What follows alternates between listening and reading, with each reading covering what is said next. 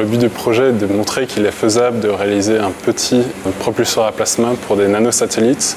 La source qu'on essaie de développer à l'EPFL s'appelle source Helicon pour le simple fait qu'elle génère une onde électromagnétique en forme d'hélice à l'intérieur du plasma. Cette onde électromagnétique a la propriété de générer des plasmas de plus haute température et de plus haute densité, ce qui est très favorable dans le cadre de la propulsion électrique. Et l'avantage, c'est que ça permet un gain de volume vraiment significatif et de poids également, ce qui est très crucial pour les satellites. Alors cette installation que j'ai dû monter à partir du début du semestre, on crée le plasma sur le côté droit de la chambre.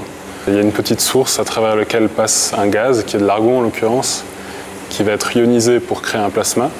Et on joue ensuite avec le champ magnétique qui est créé par les bobines qui sont autour de la chambre.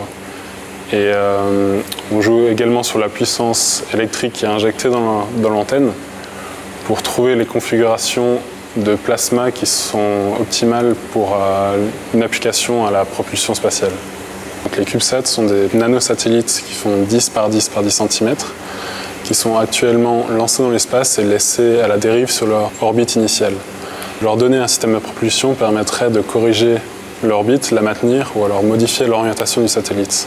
Un exemple d'application très simple, ce serait de former des constellations de satellites où le propulseur permettrait de maintenir les positions relatives de chaque CubeSat. Donc une autre application possible à part les constellations, ce serait de mener des missions scientifiques plus ambitieuses pour les CubeSats en leur permettant de faire des changements d'orbite, donc d'effectuer des missions au-delà de l'orbite terrestre.